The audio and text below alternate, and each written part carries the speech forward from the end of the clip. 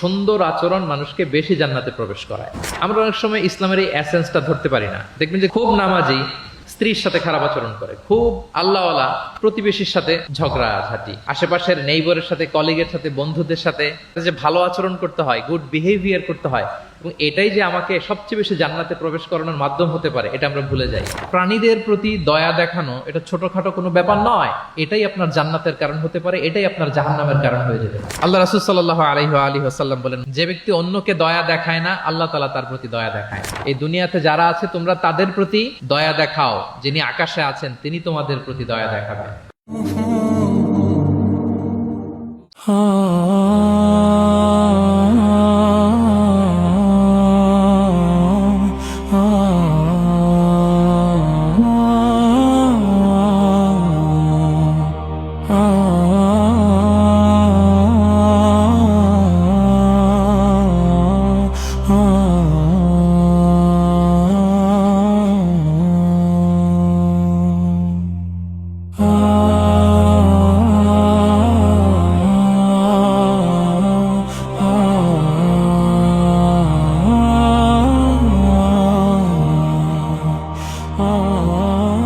আসসালামু আলাইকুম ওয়া রাহমাতুল্লাহি ওয়া বারাকাতুহু। ডিআরএমসি ইসলামিক কালচারাল ক্লাব কর্তৃক আয়োজিত আজকের এই third DRMC national Islamic cultural festival and book fair 2026-এ আপনারা যারা উপস্থিত হয়েছেন তাদের সবাইকে জানাচ্ছি আন্তরিক শুভেচ্ছা এবং মোবারকবাদ। আমরা শুরুতে আল্লাহ রাব্বুল ইজ্জা ওয়াল জালালের দরবারে শুকরিয়া জ্ঞাপন করছি, যিনি আমাদেরকে আজকের এই চমৎকার এই অনন্য আয়োজনে একত্রিত হওয়ার সুযোগ করে দিয়েছেন। এই চমৎকার পরিবেশে আমরা সবাই পড়ছি কালিমাতে শুকর, আলহামদুলিল্লাহ। আল্লাহ রাসূল সাল্লাল্লাহু আলাইহি ওয়া আলিহি ওয়াসাল্লামের প্রতি লাখো কোটি দুরুদ এবং সালাম প্রেরণ করে আমি আমার মূল আলোচনা শুরু করছি। আমাকে সুনির্ধারিত একটা টপিকে কিছু আলোকপাত করতে বলা হয়েছে। টপিকটা হচ্ছে দ্য এক্সাম্পলারি প্রফিটিক বিহেভিয়ার, অর্থাৎ আল্লাহ রাসূল সাল্লাল্লাহু আলাইহি ওয়া আলিহি ওয়াসাল্লামের অনুপম চরিত্র। ওনার আচরণ কেমন ছিল, আল্লাহ রাসূল সাল্লাল্লাহু আলাইহি সাল্লামের বিহেভিয়ার কেমন ছিল, উনি মানুষের সাথে কেমন করে মিশতেন, কিভাবে ইন্টারেক্ট করতেন, ডিলিং করতেন, এবং সেখান থেকে আমাদের প্রাত্যহিক জীবনে, আমাদের ডে টু ডে লাইফে আমরা আসলে কি শিখতে পারি, সেই বিষয়টা নিয়ে আমরা কিছু আলোকপাত করবো ইনশাআল্লাহ বিইذنিল্লাহ। আম্মা জান আয়েশা রাদিয়াল্লাহু তাআলা আনহাকে যখন জিজ্ঞেস করা হতো যে কাইফা কানা খুলুকু রাসূলিল্লাহ, হে আম্মা জান আমাদের প্রিয় নবীজির আচরণ কেমন ছিল, তিনি বলতেন কানা খুলুকুহু আল কোরআন। রাসূল সাল্লাল্লাহু আলাইহি ওয়াসাল্লামের আচরণ ছিল কোরআনের আচরণ, মানে পুরো কোরআনে থিওরিটিক্যালি যা বলা আছে আমাদের প্রিয় নবীজির জীবনে প্র্যাকটিক্যালি সেটা করে দেখানো আছে। তিনি যখন মদিনার রাস্তা দিয়ে হেঁটে যেতেন, as if a living Quran is walking on the street, মনে হতো একটা জীবন্ত কোরআন মদিনার রাস্তা দিয়ে হেঁটে হেঁটে যাচ্ছে। কানা খুলুকুহু আল কোরআন। তো উনি কিভাবে মানুষের সাথে আচরণ করতেন? উনি কি হুট করে রেগে যেতেন আমাদের মতো, কর্কশ ভাষী ছিলেন, বাজে আচরণ করতেন কারোর সাথে? ওনার ব্যবহার দিয়ে, বিহেভিয়ার দিয়ে কখনো কারো মনে কষ্ট দিয়েছেন এমনটি কি আমরা কখনো কেউ শুনেছি? না, নেভার এভার। আল্লাহ তাআলাও কিন্তু কর্কশ ভাষীকে, অশ্লীল ভাষীকে, কঠোর ভাষীকে তিনি পছন্দ করেন না, এবং মুমিন মাত্রই সে ভদ্র হবে, নম্র হবে, সুভাষী হবে। এবং এই সুন্দর আচরণ বা কোমল আচরণকে আল্লাহ রাসূল সাল্লাল্লাহু আলাইহি ওয়াসাল্লাম সব কাজের অলংকার বলেছেন। যেই ব্যক্তি থেকে কোমলতাকে সরিয়ে নেওয়া হয়েছে তার থেকে সব ধরনের খায়েরকে সরিয়ে নেওয়া হয়েছে। যার মধ্যে কোমলতা নেই, মানে সুন্দর আচরণ নেই, তার মধ্যে কোনো খায়ের নেই, তার মধ্যে কোনো কল্যাণ নেই। আমরা যদি আল্লাহ রাসূল সাল্লাল্লাহু আলাইহি ওয়া আলিহি ওয়াসাল্লামের পুরো বায়োগ্রাফিটা একটু স্ক্যান করি, সংক্ষেপে দেখার চেষ্টা করি, তাহলে দেখব যে তিনি বড় ছোট, নারী পুরুষ, শত্রু বন্ধু নির্বিশেষে সবার সাথে খুব অমায়িক আচরণ করতেন, চমৎকার আচরণ করতেন। এবং রাসূল সাল্লাল্লাহু আলাইহি ওয়াসাল্লামের এই চমৎকার আচরণে মুগ্ধ হয়ে অনেক ঘোরতর শত্রু তার বন্ধুতে পরিণত হয়েছিল। সুবহানাল্লাহি ওয়া বিহামদিহি। এবং এত ভালো আচরণের অধিকারী ব্যক্তিত্ব হয়েও তিনি আল্লাহর কাছে দোয়া করতেন যে আল্লাহ, আপনি আমার দেহটাকে, আমার দেহ সৌষ্ঠব, আমার দৈহিক অবয়ব যেরকম সুন্দর করেছেন, আমার চরিত্রটাকে, আমার আচরণটাকেও আল্লাহ আপনি সুন্দর করে দিন। এত সুন্দর আচরণের অধিকারী হওয়ার পরেও তিনি বলতেন আল্লাহুম্মা হাসসানতা খালকি ফাহাসসিন খুলুকি, মানে হে আল্লাহ, আপনি আমাকে দেখতে যেরকম সুন্দর বানিয়েছেন। আল্লাহ রাসূল সাল্লাল্লাহু আলাইহি ওয়াসাল্লামের চেয়েও দেখতে সুন্দর কোনো মহাপুরুষ কি পৃথিবীতে এসেছিল?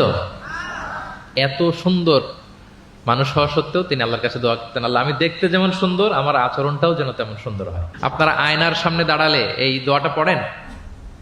আয়নার সামনে দাঁড়িয়ে এই দোয়াটা পড়তে হয় যে আল্লাহুম্মা হাসসানতা খালকি ফাহাসসিন খুলুকি। আল্লাহ আমাকে দেখতে যেরকম সুন্দর বানিয়েছেন, আমার আচরণটাও আপনি সুন্দর করে দিন।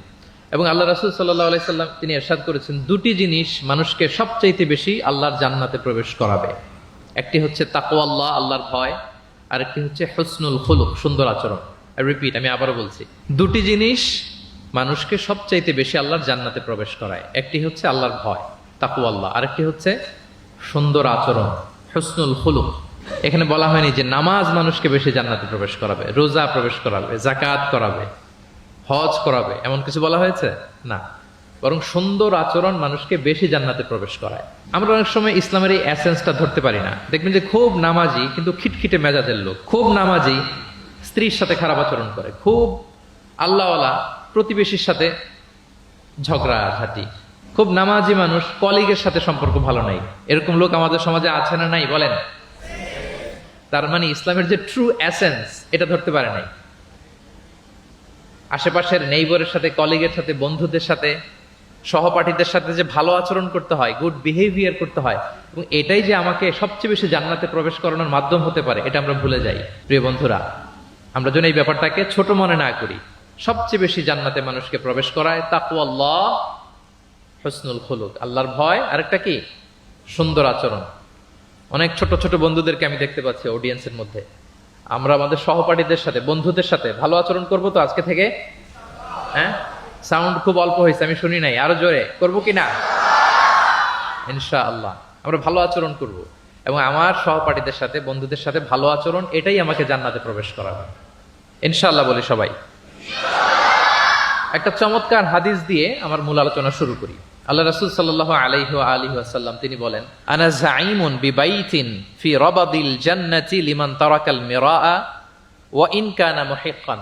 প্রিয় নবীজি বলেন যে আমি ওই ব্যক্তিকে জান্নাতের আঙ্গিনায় একটা ঘরের সুসংবাদ দেই যে তর্ক করার সময় নিজের সঠিক, সে হকের উপর আছে, এটা জেনেও সে তর্ক করে না। তর্ককে, আর্গুমেন্টকে, ডিবেটকে স্যাক্রিফাইস করে যে না আমি ঝগড়ায় যাব না, যদিও সেই সঠিক। এরকম স্যাক্রিফাইস যে করে জান্নাতের আঙ্গিনায়, তাকে আমি একটা ঘরের সুসংবাদ দেই। এরপর প্রিয় নবীজি বলছেন, অবি বাইতিন ফি ওয়াসাতিল জান্নাতি লিমান তারাকাল কাযিবা ওয়া ইন কানা মাজিহান। আর আমি ওই ব্যক্তিকে জান্নাতের মাঝামাঝি স্তরে একটা ঘরের সুসংবাদ দিচ্ছি যে ব্যক্তি কৌতুক করেও মিথ্যা বলে না। He was kidding, he was joking, but he never tells a lie. মজা করতেছে, জোক করতেছে, কিন্তু জোকের মধ্যেও সে কি করে না? মিথ্যা বলে না। তাকে জান্নাতের মাঝামাঝি স্তরে আমি একটা ঘরের গ্যারান্টি দিচ্ছি। এরপর আল্লাহ রাসূল সাল্লাল্লাহু আলাইহি ওয়াসাল্লাম বলতেছেন, ওয়াবি বাইতিন ফি আ'লাল জান্নাতি লিমান হাসানা খুলুকা। আর আমি এট দ্য ভেরি হাই, মানে পিক অফ দ্য প্যারাডাইস, জান্নাতের একেবারে সর্বোচ্চ স্তরে একটা বাসভবনের গ্যারান্টি ওই ব্যক্তিকে দেই যে অন্যের সাথে ভালো আচরণ করে। মানে হাসানা খুলুকা, যে তার চরিত্রটাকে সুন্দর করেছে, যার আচরণটাকে সুন্দর করেছে, যার আচরণটা অমায়িক আচরণ, মাধুর্যপূর্ণ আচরণ, ওই ব্যক্তিকে আমি at the highest peak of paradise, জান্নাতের সর্বোচ্চ চূড়ায় একটা বাসভবনের গ্যারান্টি দিচ্ছি। আল্লাহু আকবার।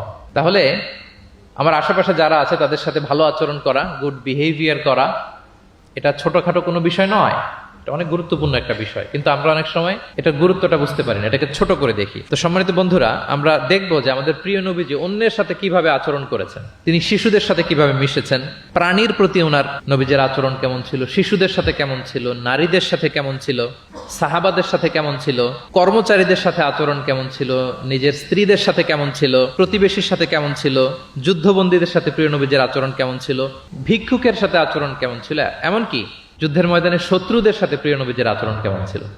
এই 10টি পয়েন্টে দ্য এক্সাম্পলারি প্রফেটিক বিহেভিয়ার এই শিরোনামে আমরা কিছু কথা আজকে শুনবার চেষ্টা করব। আমরা শুরুতে একটু দেখার চেষ্টা করি যে পশু, পাখি, প্রাণী, এই প্রাণী জগতের প্রতি প্রিয় নবীজির আচরণ কেমন ছিল। প্রিয় নবী যে প্রাণীদের প্রতি খুব দয়াদ্র ছিলেন, তার বায়োগ্রাফিতে, জীবনীতে এরকম অসংখ্য নজির পাওয়া যায়। কারণ আল্লাহ তাআলা তাকে রাহমাতাল লিল আলামিন, ওমা আরসালনাকা ইল্লা রাহমাতাল লিল আলামিন, I've sent you as a mercy for the entire universe।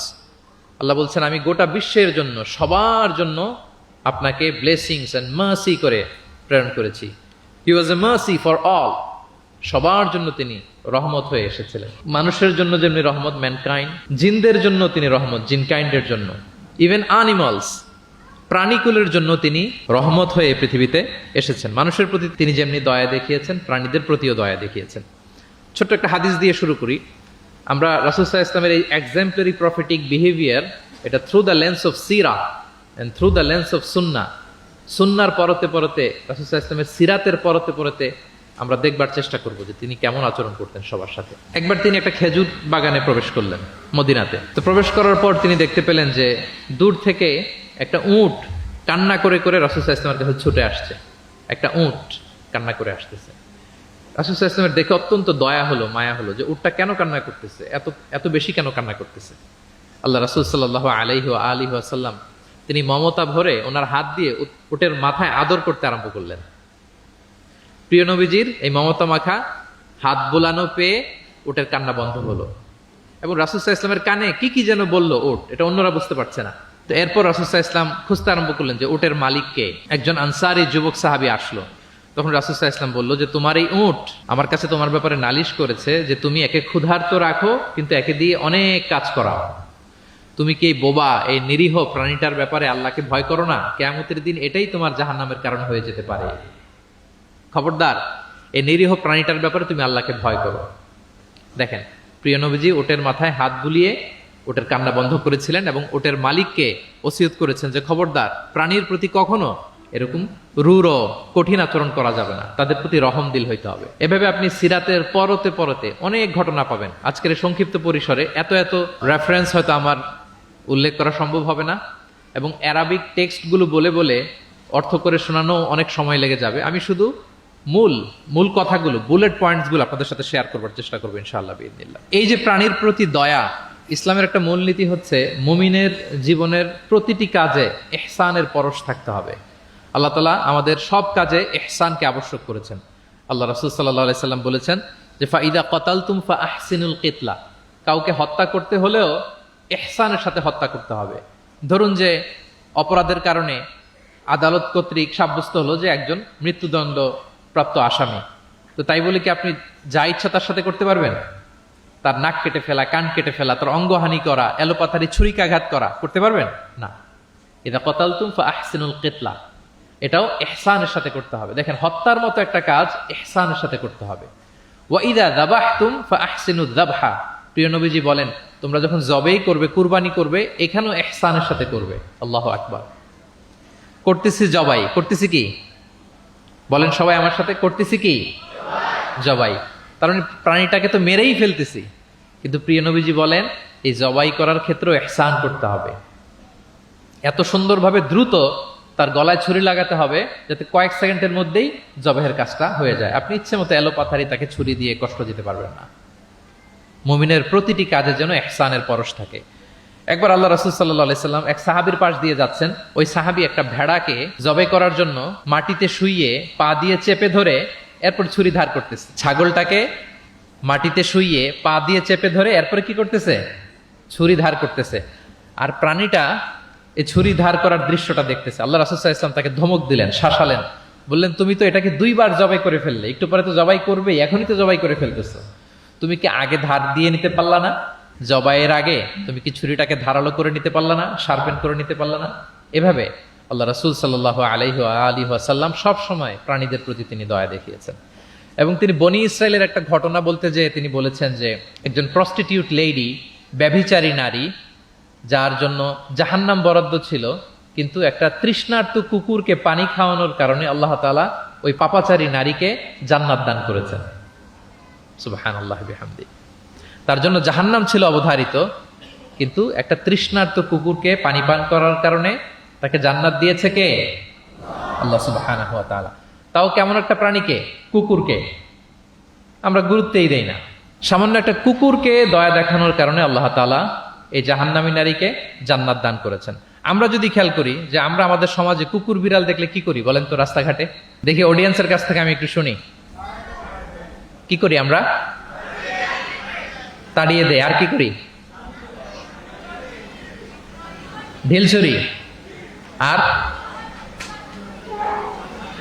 কেউ কেউ খাবার দেয়। মাশাআল্লাহ, এই তো, এটাই তো প্রিয় নবীজির সুন্নাহ, আমরা খাবার দিব।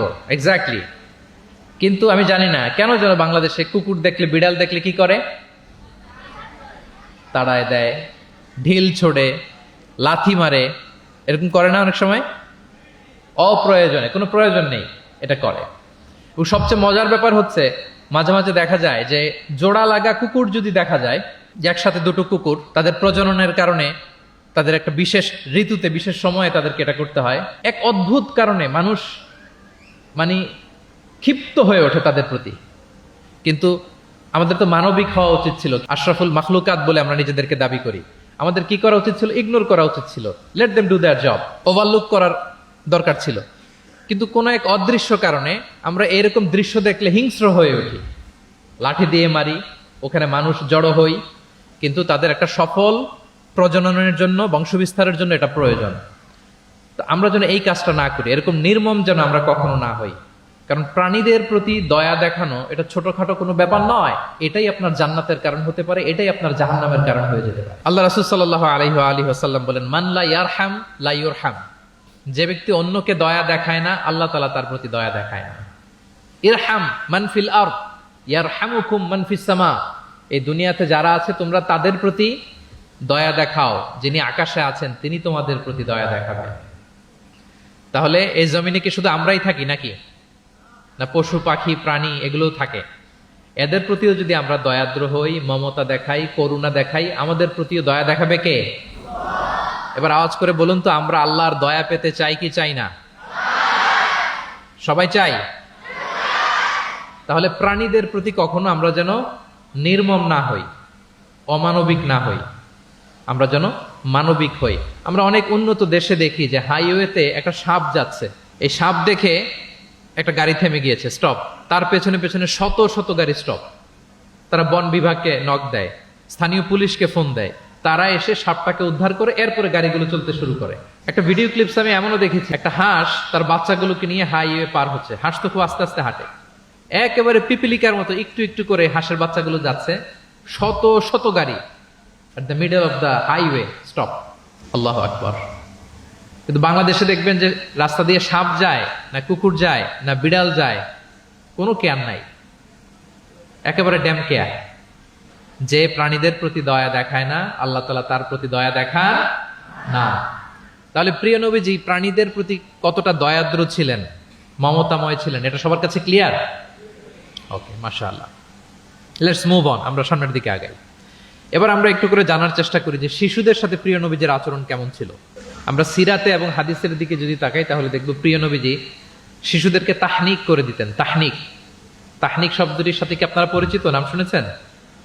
তাহনিক হচ্ছে কোন স্কলারের কাছে দোয়ার জন্য নবজাতক শিশুকে নিয়ে যাওয়া, সে স্কলার খেজুর খেয়ে তার মুখের লালা মিশ্রিত খেজুরের রস দোয়া হিসেবে নবজাতক শিশুর মুখে দিয়ে দিবে, এটাকে বলে তাহনিক। এটাকে কি বলে? আমি করেছি অনেক জায়গায়, অনেক মা বাবা তাদের সন্তানদেরকে নিয়ে এসেছে খেজুর নিয়ে, তা আমরা বিশ্বনবীর সুন্নাহ হিসেবে এটা করে দিয়েছি। আল্লাহ রাসূল সাল্লাল্লাহু আলাইহি সাল্লামের কাছে তাহনিক করতে সাহাবারা আসতো, তিনি শিশুদেরকে পরম মমতায় তাহনিক করে দিতেন।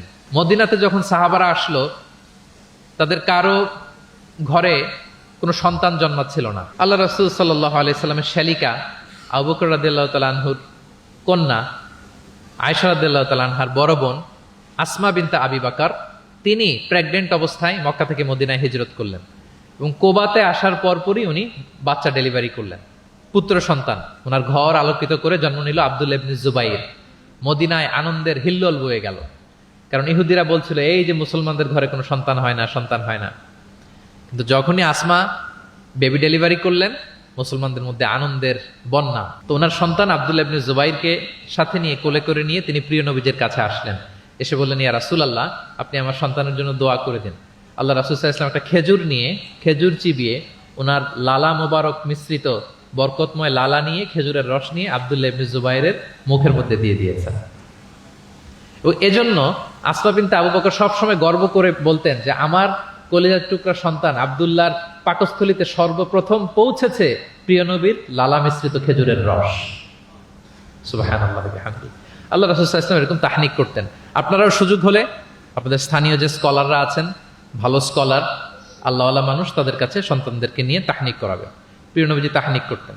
শিশু সন্তানদেরকে তিনি কোলে নিতেন, হাদিসে এসছে অনেক বাচ্চাকে তিনি কোলে নিয়েছেন এবং ওই বাচ্চা আল্লাহর হাবিব সাল্লাল্লাহু আলাইহি সাল্লামের জামার মধ্যে প্রস্রাব করে দিয়েছে, এটাও হাদিসে এসেছে।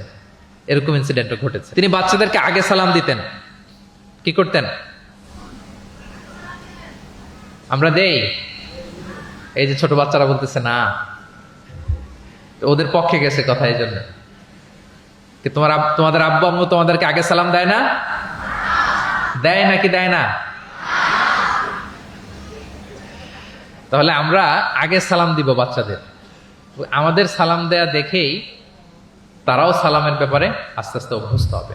প্রিয় নবীজি বাচ্চাদের আগে সালাম দিতেন, গালে হাত বুলিয়ে দিতেন, মাথায় হাত বুলিয়ে দিতেন। হাদিসে এসছে। জাবির ইবনে সামুরা একজন সাহাবী, তিনি ওনার শৈশবকালের স্মৃতিচারণ করছেন। তিনি বললেন, একবার মসজিদে নবীর পাশে আমরা কিছু বাচ্চারা দাঁড়িয়েছিলাম। প্রিয় নবীজি নামাজ শেষ করে বেরোলেন, প্রতিটি বাচ্চার গালে তিনি হাত বুলিয়ে দিচ্ছেন। দিতে দিতে এলো আমার পালা। তিনি শৈশবের স্মৃতিচারণ করে বলছেন যে প্রিয় নবীজি যখন আমার গালে হাত লাগালেন, আমি একটা হিম শীতল পরশ অনুভব করলাম। এবং তিনি বললেন যে মদিনার বাজারে যখন আতরওয়ালারা আসতো, আতরের যে প্যাকেট বা লাগেজ উনি যখন খুললে একটা চমৎকার স্মেল আসতো, প্রিয় নবীজির হাত থেকে আমরা ওইরকম একটা সুগন্ধির গন্ধ পেলাম। আল্লাহু আকবার। তাহলে বাচ্চাদের দেখলে তিনি মাথায় এবং গালে হাত বুলিয়ে দিতেন। তিনি বাচ্চাদেরকে দেখলে চুমু খেতেন, বাচ্চাদের সাথে খুব মজা করতেন, খেলাধুলা করতেন। হাদিসে এসছে ওনার চাচাতো ভাই যারা আছে ছোট ছোট, তাদেরকে তিনি লাইন ধরে দাঁড় করাতেন আর বলতেন, মান সাবাকা ইলাইয়া ফালাহু কাদা ওয়া কাদা। দেখি কে এসে আমাকে আগে ধরতে পারে, যে ফার্স্ট হবে তাকে এটা দিব, যে আগে ধরতে পারবে তাকে এটা দিব। আল্লাহু আকবার। এবং তারাও আনন্দে উৎফুল্ল হয়ে দৌড়াতে দৌড়াতে কেউ প্রিয় নবীজির বুকের উপরে এসে ঝাপটে পড়তো, কেউ কাঁধে উঠতো, কেউ পিঠে উঠতো। এভাবে দৌড়ে বিষ্ণু ইসলামের কাছে তারা আসতেন। এবং মাঝে মাঝে তিনি শিশুদের মধ্যে কোনো ভুলভাল কিছু দেখলে শুধরে দিতেন। ওমর ইবনে আবি সালামা রাদিয়াল্লাহু তাআলা আনহু তিনি বলছেন, আমি যখন ছোট ছিলাম একবার প্রিয় নবীজির কোলে বসা ছিলাম, আমাদের সামনে খাবার দেয়া হলো, তো আমি খাবারের এখান থেকে নেই ওখান থেকে নেই, এদিক সেদিক থেকে খাবার নিচ্ছি। আল্লাহ রাসূল সাল্লাল্লাহু আলাইহি ওয়াসাল্লাম আমাকে বললেন, ইয়া গোলাম, হে বৎস, সাম্মিল্লাহ, তুমি বিসমিল্লাহ বলো। তাহলে খাওয়ার শুরুতে আমরা কি বলবো? ওয়া কুল বিয়ামিনিক, এবং ডান হাতে খাও। কোন হাতে? কোন হাতে? ডান হাতে। আচ্ছা। ওয়াকুল বিয়ামিনিক ওয়াকুল মিম্মা ইয়ালিক, আর তোমার সামনে যেটা আছে ওখান থেকে খাও। ডানে বায়ে সামনে পিছনে এদিক থেকে ছোটাছুটি করে টানাটানি করো না। তিনি বলেন যে বিশ্বনবী যখন আমাকে এই গাইডলাইন দিলেন, তারপর থেকে আজীবন আমি এই সিস্টেমেই খেয়েছি, আজীবন এই সিস্টেমেই খেয়েছি। তাহলে এটিকেটস অফ হ্যাভিং ফুড, খাবারের যে এটিকেটস রাসূল সাল্লাল্লাহু আলাইহি ওয়াসাল্লাম বাচ্চাকে শিখিয়ে দিলেন। আরেক হাদিসে এসছে সাদাকার খেজুর স্তূপ করা ছিল মদিনায়, যাকাতের খেজুর। হঠাৎ ওনার নাতি, আল্লাহ রাসূল সাল্লাল্লাহু আলাইহি ওয়াসাল্লামের নাতি হাসান রাদিয়াল্লাহু তাআলা আনহু যাকাতের খেজুর একটা নিয়ে খাওয়া শুরু করলেন। ছোট মানুষ, কোনটা যাকাতের খেজুর আর কোনটা খাওয়া যাবে এটা তো উনি বুঝতেন না। ছোট্ট মানুষ যাকাতের খেজুর খাওয়া শুরু করলেন। দূর থেকে প্রিয় নবীজি দেখে দৌড়ে গেলেন, দৌড়ে মুখ থেকে টেনে খেজুরটা বের করলেন। হাদিসে এসেছে প্রিয় নবীজি বলতে আরম্ভ করলেন, ইরমি বিহা কিখ কিখ। এটা একটা আরবিক এক্সপ্রেশন। কিখ কিখ মানে আমরা বাংলায় যেটা বলি ওয়াক, থু থু, থু মেরে ফেলে দাও। হাসান রাদিয়াল্লাহু তাআলা আনহু তিনি বললেন যে না না ভাই, থু মেরে ফেলে দাও। আল্লাহ তাআলা, তুমি কি জানো না, আন্না লা নাআকুলু সাদাকা, আমরা হাশিমি খানদান, আমরা কখনো সাদাকার কিছু খেতে পারবো না। আল্লাহু আকবার। তাহলে দ্য কনসেপ্ট অফ হালাল এন্ড হারাম ছোটবেলা থেকে তিনি শিখাই দিলেন নাতিকে। এভাবে শিশুদেরকে আদর করতেন, ভালোবাসা দিতেন, মায়া মমতায় জড়িয়ে রাখতেন এবং ভুল করলে পরম মমতায় শুধরে দিতেন। তাহলে শিশুদের সাথে প্রিয় নবীজির কেমন আচরণ আমরা বুঝতে পারছি। তিনি শিশুদের প্রতি কতটা কনসিডারেট ছিলেন, কতটা তিনি কনসিডারেট ছিলেন আমরা একটা ছোট্ট হাদিস থেকে শুনি। একবার তিনি কোন এক নামাজে দীর্ঘ লম্বা সিজদা করে দিলেন, দীর্ঘ লম্বা। এত লম্বা সিজদা কখনো তিনি করেন না। নামাজ শেষে সাহাবারা জিজ্ঞেস করলেন, ইয়া রাসূলুল্লাহ, আপনি কি সিজদার মধ্যে অসুস্থ হয়ে গেলেন নাকি, অথবা কোরআনের আয়াত নাজিল হলো নাকি? এত দীর্ঘ সিজদা তো ফরজ নামাজে কখনো করতে দেখি না। রাসূল সাল্লাল্লাহু আলাইহি ওয়াসাল্লাম বললেন, কুল্লু যালিকা লাম ইয়াকুন, না একটাও না, ওহিও নাজিল হয়নি, অসুস্থও হয়নি। এবং আমি যখন সিজদায় ছিলাম, আমার নাতি খেলতে খেলতে আমার কাঁধের উপরে চড়ে বসেছে। এখন আমি যদি সিজদা থেকে মাথা উঠাই, তার খেলা তো ইন্টারাপ্ট হয়ে যাবে। এজন্য যতক্ষণ সে মাথার উপরে পিঠের উপরে বসে বসে খেলছিল, আমি সিজদায় লুটিয়ে পড়ে সিজদাটাকে লম্বা করে দিয়েছি। সূক্ষ্ম বিবেচনা বোধ ছিল প্রিয় নবীজির, এবং শিশুদের প্রতি তিনি কতটা কনসিডারেট ছিলেন, এটা ছিল প্রিয় নবীজির শিশুদের সাথে আচরণ। তাহলে প্রাণীদের সাথে তিনি কেমন ছিলেন আমরা জানলাম, শিশুদের সাথে কেমন ছিলেন আমরা জানলাম। এবার আমরা দেখি যে নারীদের সাথে প্রিয় নবীজির আচরণ কেমন ছিল। তিনি নারীদেরকে অত্যন্ত সম্মান করতেন। কি করতেন? সম্মান। তিনি বলতেন, আদ দুনিয়া কুল্লুহা মাতা ওয়া খায়রু মাতা'আদ দুনিয়া আল মারআ সালিহা। পৃথিবীর সবকিছু যা দেখা যায় সব সম্পদ, কিন্তু এর মধ্যে সবচেয়ে দামি সম্পদ হচ্ছে নেককার নারী। কারণ তাদের পেট থেকে পৃথিবীর সব ভালো মানুষ, মহাপুরুষরা এসেছে, আল্লাহর ওয়ালিরা এসেছে, নবীরা এসেছে। নবীরা কাদের পেট থেকে এসেছে বলেন? নবীরা মায়েদের পেট থেকে এসেছে না? এবং তিনি বলতেন, খায়রুকুম খায়রুকুম লি আহলিহি ওয়া আনা খায়রুকুম লি আহলি। তোমাদের মধ্যে সে সবচেয়ে সেরা যে তার পরিবারের কাছে সেরা, মানে স্ত্রীর কাছে সেরা, আর আমি আমার স্ত্রীর কাছে সেরা। প্রিয় নবীজি বলতেন। আল্লাহু আকবার। একবার একদল নারী এবং শিশুকে বিয়ের অনুষ্ঠান থেকে ফেরার পথে তাদেরকে দেখে প্রিয় নবীজি বললেন, তোমরা আমার কাছে সর্বাধিক প্রিয়। নারীদেরকে তিনি অত্যন্ত পছন্দ করতেন এবং সম্মান করতেন, এবং নারীদের সাথে ভালো আচরণ করার ব্যাপারে তিনি আমাদেরকে আদেশ করেছেন। তিনি বলেছেন, ফাস্তাউসু বিন-নিসাই খায়রা, খবরদার নারীদের সাথে রূঢ় আচরণ করো না, খারাপ আচরণ করো না, তাদের সাথে ভালো আচরণ করো। পুরুষদেরকে যেমনি ওটের উপর চড়িয়ে ওট টেনে হিচড়ে নিয়ে যাওয়া হয়, নারীদেরকে যেন এমনি না নেওয়া হয়। তিনি একবার বলছিলেন যে, খবরদার সাওকাকা বিল কাওয়ারির রিফকান বিল কাওয়ারির, মানে নারীদেরকে যখন ওটে চড়িয়ে হাওদাজে চড়িয়ে তোমরা টানো, ওহে সাহাবারা তাড়াহুড়ো করো না, ধীর স্থির ভাবে করো। অর্থাৎ তিনি বুঝাতে চাইলেন, কাওয়ারির মানে হচ্ছে কাচের তৈরি তৈজসপত্র বা বাসনপত্র। আমাদের ঘরে যে কাচের প্লেট, চামচ, গ্লাস আছে, এগুলো যদি সাবান দিয়ে আমাদের ধুইতে হয়, ক্লিন করতে হয়, আমরা কি করি? খুব সাবধানে এটাকে ধরি, রাখি, ক্লিন করি, তাই না? এটাকে খুব সফটলি ডিল করতে হয়। রাসূল সাল্লাল্লাহু আলাইহি ওয়াসাল্লাম সেটাই বললেন, নারীদেরকে কাচের সাথে তুলনা করে বললেন তাদের সাথে এরকম কোমল আচরণ করতে হবে। এবং তিনি বলেছেন, দুনিয়ার প্রতিটি মায়ের পায়ের নিচে আছে তার সন্তানের বেহেশত। সুবহানাল্লাহ। এবং সন্তান জন্ম দিতে যে কোন নারী যদি ইন্তেকাল করে, প্রিয় নবীজি বলেন, ওই নারীকে আল্লাহ তাআলা কিয়ামতের দিন শহীদদের কাতারে দাঁড় করিয়ে দিবেন। আল্লাহ তাআলা যাকে একটি কন্যা দিয়েছেন তার জন্য একটি জান্নাত, দুইটি কন্যা দুইটি জান্নাত, যতগুলো কন্যা ততগুলো জাহান্নামের দরজা ব্লকেজ হয়ে যাবে। সুবহানাল্লাহ। এভাবে তিনি নারীদের সাথে আচরণ করেছেন। নারীরা মদিনার সমাজে প্রিয় নবীজির পেছনে সালাতে অংশগ্রহণ করত। প্রিয় নবীজির পেছনেই তারা সালাতে অংশগ্রহণ করতো। এখনো আপনারা মদিনাতে বা মক্কাতে গেলে দেখবেন যে পুরুষদের পাশাপাশি নারীরাও সেখানে সালাতে অংশগ্রহণ করে। প্রিয় নবীজিকে ডিরেক্টলি তারা প্রশ্ন করতেন, কিউএস সেশনে অংশগ্রহণ করতেন, কোশ্চেনিং আনসারিং সেশন। নারীদের মধ্যে থেকে দাঁড়িয়েও তারা প্রশ্ন শুরু করে দিতেন। রাসূল সাল্লাল্লাহু আলাইহি ওয়াসাল্লামের সাথে সফরে অংশগ্রহণ করতেন।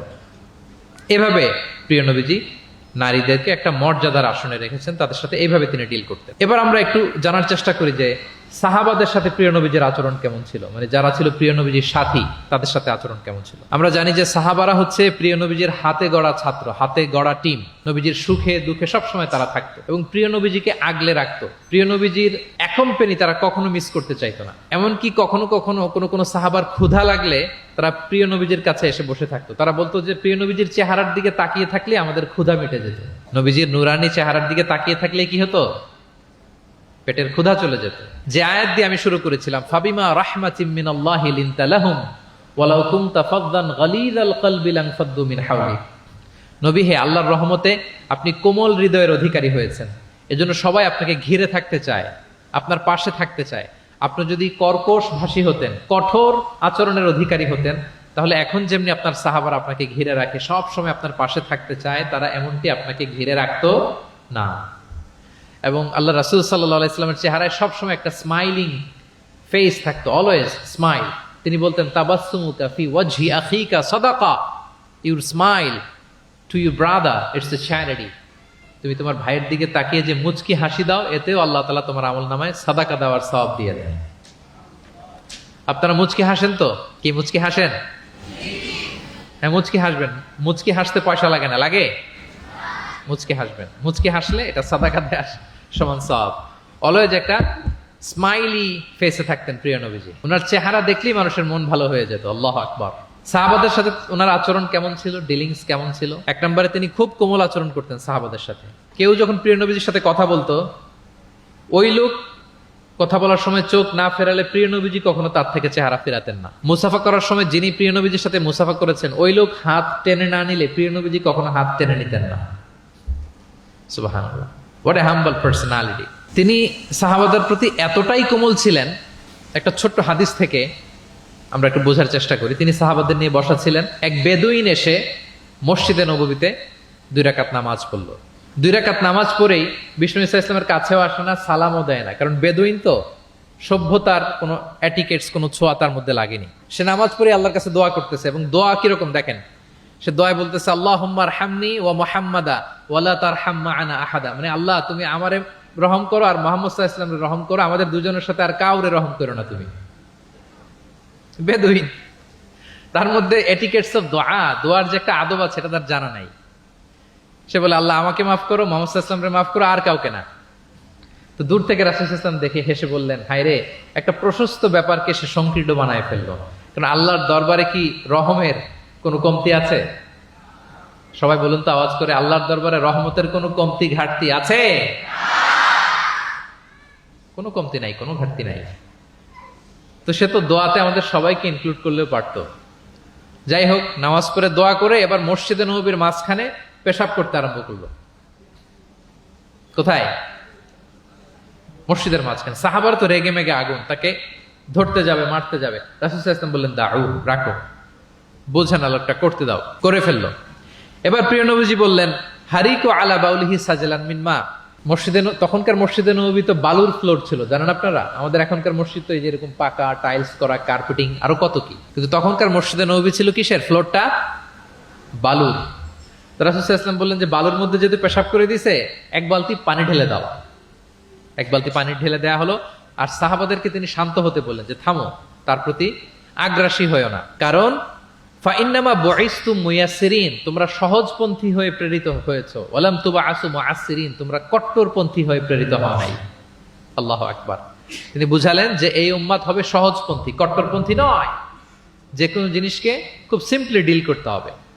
এবার তিনি ওই বেদুনকে ডেকে পাঠালেন, বললেন আচ্ছা, তুমি যে মসজিদের ভেতরে তোমার উট ঢুকালে এবং মাঝখানে পেশাব করে দিলে, তুমি কি জানো এটা এই কমিউনিটির ইবাদতগাহ, এই মদিনার সোসাইটির এটা একটা মসজিদ। আমরা এখানে নামাজ পড়ি, আল্লাহর জিকির করি, এখানে কোরআন তেলাওয়াত করি, এই জায়গায় বসে তোমার পেশাব করা কি ঠিক হলো? প্রিয় নবীজি যখন ভালোবেসে তাকে কাছে ডেকে বুঝালেন, সে মাথা নিচু করে এবার কাচুমাচু করতে আরম্ভ করলো। সে লজ্জিত হয়ে প্রিয় নবীজির কাছে ক্ষমা চাইবে। সুবহানাল্লাহ বিহামদিহি। তাহলে তিনি সাহাবাদের প্রতি কতটা কোমল আচরণের অধিকারী ছিলেন, এই হাদিস থেকে আমরা বুঝতে পারলাম। তিনি সাহাবাদের জন্য দোয়া করতেন, প্রাণ ভরে দোয়া করতেন। একবার তিনি ওয়াশরুম সেরে, রাসূল সাল্লাল্লাহু আলাইহি ওয়াসাল্লাম তো সব সময় অজু অবস্থায় থাকতেন, শুধু ওয়াশরুম সেরে আবার অজু করা পর্যন্ত যে টাইমটা, এতটুকু ছাড়া। ওয়াশরুম সেরে আসলেন, এসেই দেখেন একটা পাত্রের মধ্যে কে যেন অজুর পানি রেখে দিয়েছি। খুশি হয়ে গেলেন তিনি বললেন যে আমার যে এখন অজুর পানি লাগবে, এটা কে বুঝলো, কে রাখলো? বলা হলো যে এটা আব্দুল্লাহ রেখেছে, ছোট্ট আব্দুল্লাহ, ওনার কাজিন আব্দুল্লাহ ইবনে আব্বাস, ওনার চাচাতো ভাই। উনি এত খুশি হলেন ছোট্ট আব্দুল্লাহর এই কাজে, যে আমার যে এখন অজুর পানি লাগবে এটাও কি করে বুঝলো। উনি এত খুশি হলেন, খুশি হয়ে তার জন্য একটা দোয়া করলেন।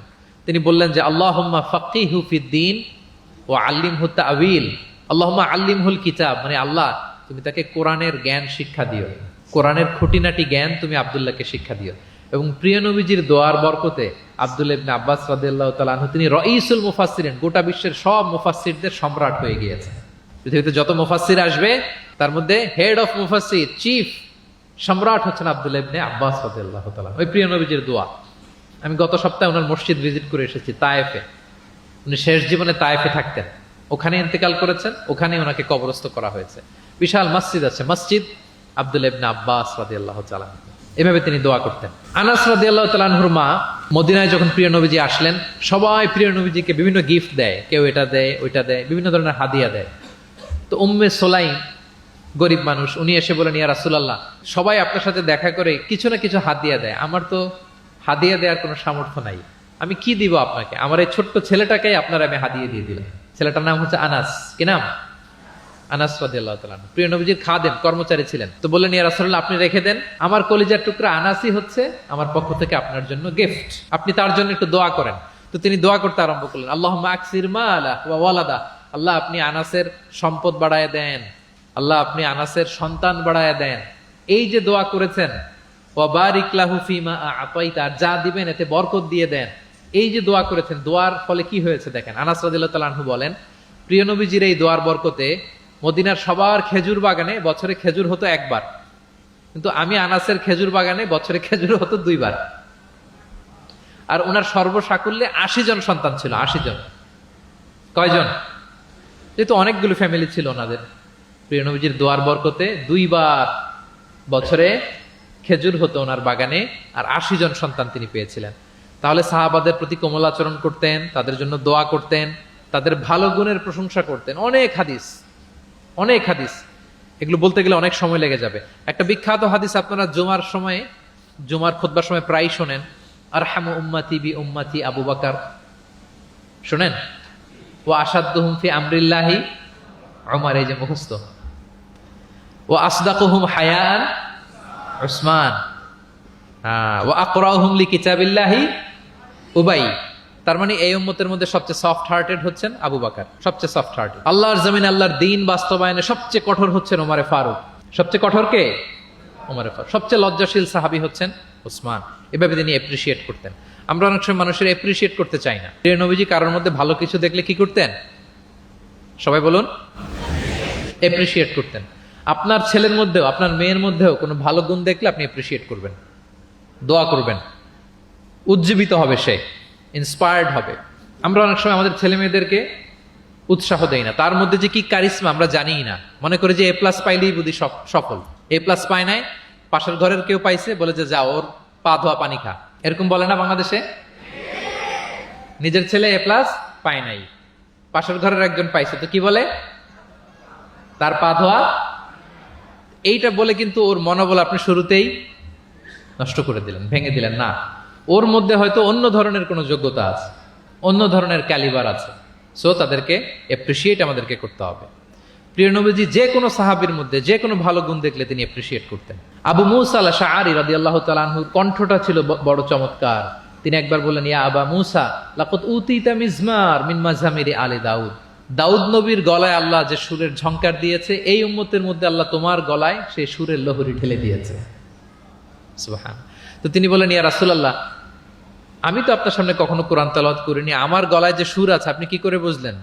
প্রিয় নবীজি বলেন, গত রাতে তোমার ঘরের পাশ দিয়ে যাচ্ছিলাম, তুমি যে তেলাওয়াত করছিলে আমি দরজার বাইরে, ঘরের দেয়ালের বাইরে দাঁড়িয়ে দাঁড়িয়ে শুনছিলাম। আবু মুসা বলে, ইয়া রাসূলুল্লাহ, আপনি শুনছিলেন, এটা যদি আমি টের পেতাম আমি ফজর পর্যন্ত শুধু তেলাওয়াত করতেই থাকতাম। সুবহানাল্লাহ পড়বেন না? তাহলে আমরা যেন অ্যাপ্রিশিয়েট করি। প্রিয় নবীজি অ্যাপ্রিশিয়েট করতেন, সাহাবাদেরকে যথাযথ তারবিয়া দিতেন, তাদের সাথে মাঝে মাঝে রসিকতা করতেন, খোশ গল্প করতেন, সাহাবীদের সাথে একসাথে মিলেমিশে কাজ করতেন। মসজিদ নির্মাণের ঘটনা আমরা জানি, কোবা মসজিদ, মসজিদে নববী। এমন না যে চেয়ারে বসে থেকে এই তোমরা মসজিদ বানাও, না। একজন ট্রু লিডারের বৈশিষ্ট্য হচ্ছে উনি সামনে এগিয়ে যাবেন, ওনাকে দেখে দেখে ফলোয়াররা ফলো করবে, ঠিক কিনা? প্রিয় নবীজি নিজে মাটি বহন করেছেন, পাথর বহন করেছেন, নিজে খন্দকের পরীক্ষা খনন করেছেন, পেটে পাথর বেঁধেছেন।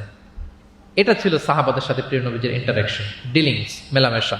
এবার আমরা একটু দেখি যে প্রিয় নবীর যারা খাদেম ছিলেন, কর্মচারী ছিল, তাদের সাথে কেমন আচরণ ছিল। আমরা তো আমাদের বাসায় পান থেকে চুন খসলেই হাত তুলে ফেলি কাজের লোকদের গায়ে, এরকম দেখি না আমরা? দেখেছেন পত্রপত্রিকায়? খুব বেশি মানুষের অধিকার নিয়ে কথা বলে, মানবাধিকার কর্মী, কিন্তু ঘরের গৃহ কর্মী যারা আছে পিটিয়ে একেবারে পিঠ লাল করে ফেলছে, এরকম দেখি না আমরা? কথা আর কাজের কোনো মিল নাই। কিন্তু প্রিয় নবীজির বায়োগ্রাফি যদি আমরা স্ক্যান করি তাহলে দেখবো আম্মা জান আয়েশা রাদিয়াল্লাহু তাআলা আনহা বলেন, তিনি কখনো তার কোনো কর্মচারীর গায়ে হাত তুলেননি। আরে হাত তোলা তো দূর কি বাত, তিনি কটু কথাও বলেন নাই, ধমকও দেন নাই। সরাসরি ওনার খাদেম আনাস রাদিয়াল্লাহু তাআলা আনহুর জবানবন্দি শুনুন। ডিরেক্ট কারো ব্যাপারে জানতে হলে আপনি তার ড্রাইভারের কাছ থেকে খোঁজ পাবেন, কর্মচারীর কাছ থেকে খোঁজ পাবেন, মানে ঘরের কাজের বুয়ার কাছ থেকে খোঁজ পাবেন, দারোয়ানের কাছ থেকে খোঁজ পাবেন। বিশ্বনবীর দারোয়ান বা কর্মচারীর কাছ থেকে শুনেন ওনার আচরণের ব্যাপারে। আনাস রাদিয়াল্লাহু তাআলা আনহু বলেন, আমি 1 বছর 2 বছর নয়, টানা 10 বছর বিশ্বনবীর খাদেম ছিলাম। কয় বছর? এই 10 বছরের এই লং পিরিয়ড অফ টাইমে কখনো তিনি আমার কোনো কাজে বিরক্ত হয়ে এই শব্দটা বলেন নাই। তিনি কখনো বলেন নাই যে আনাস এটা কেন করেছো, কখনো বলেন নাই যে আনাস এটা কেন করো নাই, করছো কেন এটাও বলে নাই, এটা করো নাই কেন এটাও বলেন নাই। আল্লাহু আকবার। একবার তিনি ওনার একটা জামা আনতে পাঠালেন আনাসকে, যে আনাস আমার এই জামাটা নিয়ে আস। ছোট্ট আনাস আনতে যে মদিনার রাস্তায় দেখে যে বাচ্চারা খেলাধুলা করে, তো জামা আনার কথা ভুলে যে সেও বাচ্চাদের সাথে খেলা দেখতে আরম্ভ করছে। এখন আল্লাহ রাসূল সাল্লাল্লাহু আলাইহি ওয়াসাল্লাম অনেকক্ষণ বসে আছেন, কি রে, আমার জামা তো আসে না, আনাসও আসে না, ঘটনা কি? আসে না। তিনি বললেন যে যাই, কি আর করা, নিজের জামা নিজেই নিয়ে আসি। বের হলেন, বের হয়ে দেখেন মদিনার এক গলির মধ্যে মদিনার অন্যান্য বাচ্চাদের সাথে প্রিয় নবীজির আনাস সেখানে দাঁড়িয়ে আছে। তিনি চোখ বড় করলেন না, চোখ লাল করলেন না, ধমক দিলেন না, শাসালেন না, উনিও আস্তে করে আনাস রাদিয়াল্লাহু তাআলা আনহুর পিছনে যে দাঁড়িয়ে রইলেন। এখন খেলা দেখে, এদিকে দেখে ওদিকে দেখে, দেখতে দেখতে হঠাৎ আনাস রাদিয়াল্লাহু দেখেন যে পিছনে কে দাঁড়িয়ে আছে? স্বয়ং প্রিয় নবীজি দাঁড়িয়ে আছে। উনি ভয় পেয়ে গেলেন। আল্লাহ রাসূল সাল্লাল্লাহু আলাইহি সাল্লাম আনাস রাদিয়াল্লাহু তাআলা আনহুকে কিছুই বললেন না, ধমক দিলেন না, শাসালেন না, পিট্টি দিলেন না, জাস্ট এ স্মাইল, শুধু একটা মুচকি হাসি দিলেন। কি দিলেন? আনাস রাদিয়াল্লাহু তাআলা আনহু বলেন, সেদিনের বিশ্বনবীর সেদিনের মুচকি হাসির শাসন মৃত্যুর আগ পর্যন্ত আমাকে সোজা পথে রেখেছে। তাহলে প্রিয় বন্ধুরা, শাসন করতে জানলে বেদ দিয়ে শাসন করতে হয় না, গায়ে হাত তুলতে হয় না, ধমকাতে হয় না। শাসন করতে জানলে সামান্য একটা মুচকি হাসি দিয়ে শাসন করা যায়, ঠিক কিনা বলেন? কর্মচারীদের সাথে বিশ্বনবী সাল্লাল্লাহু আলাইহি ওয়াসাল্লামের আচরণ ছিল ঠিক এমন। এবার আমরা দেখি স্ত্রীদের সাথে কেমন আচরণ করতেন তিনি। স্ত্রীদেরকেও তিনি আগে সালাম দিতেন। স্ত্রীদেরকে কি করতেন? আগে সালাম দিতেন। আমাদের মধ্যে একটা ভুল বোঝাবুঝি আছে, আমরা অনেক সময় মনে করি যে না, স্ত্রীদের হয়তো আগে সালাম দিতে হবে, স্বামীরা সালাম দিবে না, এরকম একটা টেন্ডেন্সি থাকে। এটা ভুল। সবাইকে আগে সালাম দেওয়ার একটা কম্পিটিশন আমাদের মধ্যে থাকতে হবে। সালাম মানে হচ্ছে শান্তি। সালাম মানে কি? শান্তি। আপনি যদি ঘরে শান্তি ঢুকাতে চান, আগে সালাম দিবেন। আমাদের ঘরটা, আমাদের প্রত্যেকের পরিবার, ঘর, সংসার, এটা শান্তিময় হোক। বলুন তো, আমরা চাই কি চাই না? তাহলে এই ঘরে আমরা সালাম ঢুকাবো। কি ঢুকাবো? আওয়াজ করে সবাই বলুন, কি ঢুকাবো? ঘরে যেই প্রথমে কি করব আমরা? ঘরে যেই আমরা সালাম দিয়ে ফেলবো, আসসালামু আলাইকুম। দেখবেন যে কোনো ঝগড়া নাই, কোনো অশান্তি নাই। অনেকে বলে যে হুজুর, ঘরের ভেতরে শুধু অশান্তি, অনেক অশান্তি, অনেক ঝগড়া। এরকম হয় আপনাদের হয়? এর কারণ হচ্ছে শান্তির পয়গাম আমরা ঘরে ঢুকাই নাই। শান্তির পয়গাম আমরা ঘরে ঢুকাই নাই। ঘরে ঢুকে আমরা সালাম দিব। প্রিয় নবীজি আগে সালাম দিতেন। আম্মা জান আয়েশা বলেন যে অনেক চেষ্টা করেছি আমি দিব, লুকিয়ে থাকতাম মাঝে মাঝে, কিন্তু অনেক দূরে থেকে বিশ্বনবী বলে ফেলতেন আসসালামু আলাইকুম রাহমাতুল্লাহ। স্ত্রীদেরকে আগে সালাম দিতেন। মসজিদ থেকে, নামাজ থেকে বের হয়ে স্ত্রীদেরকে ঘর পর্যন্ত পৌঁছে দিতেন। ঘরের ছোটখাটো কাজে তিনি সহায়তা করতেন। নিজের জামা সেলাই করতেন, মাঝে মাঝে জামা থেকে, চুল থেকে উকুন বের করতেন, হাদিসে আছে। ছাগলের দুধ নিজে দহন করতেন, হাদিসে আছে। সাংসারিক কাজে সহযোগিতা করতেন এবং খুবই হৃদ্যতাপূর্ণ সম্পর্ক ছিল স্ত্রীদের সাথে। আম্মা জান আয়েশা রাদিয়াল্লাহু তাআলা আনহা কোনো পেয়ালার যেই জায়গা থেকে দুধ পান করতেন, ঠিক পেয়ালাটা নিয়ে ওই জায়গা থেকেই প্রিয় নবীজি দুধ পান করতেন। আম্মা জান আয়েশা রাদিয়াল্লাহু তাআলা আনহা কোনো গোশত বা হাড্ডি কিছু অংশ খেয়ে রেখে দিলে প্রিয় নবীজি ওইটা নিয়ে ওখান থেকে খাওয়া শুরু করে দিতেন। মাইমুনা রাদিয়াল্লাহু তাআলা আনহা এবং প্রিয় নবীজি, ওনার স্ত্রী আমাদের আম্মা জান, একই মগ দিয়ে, একই বালতি থেকে একসাথে শেয়ার করে গোসল করেছেন, হাদিসে এসেছে। কত মধুর সম্পর্ক ছিল। একবার আয়েশা রাদিয়াল্লাহু তাআলা আনহাকে নিয়ে তিনি একটা সফরে বেরিয়েছেন। মরুভূমির মাঝখানে পুরো কাফেলাকে তিনি ইনস্ট্রাকশন দিলেন, তাকাদ্দামু, মানে তোমরা এগো, সামনে আগো, সবাই সামনে যাও। পুরো কাফেলা সামনে চলে গেল। এবার মরুভূমির মাঝখানে কেউ নাই, প্রিয় নবীজি আর আয়েশা রাদিয়াল্লাহু তাআলা আনহা। আল্লাহ রাসূল সাল্লাল্লাহু আলাইহি ওয়াসাল্লাম বললেন যে আয়েশা, চলো আমরা একটু দৌড় প্রতিযোগিতা করি, দেখি কে কার আগে দৌড়াতে পারে। তো দুজনেই দৌড়ালেন।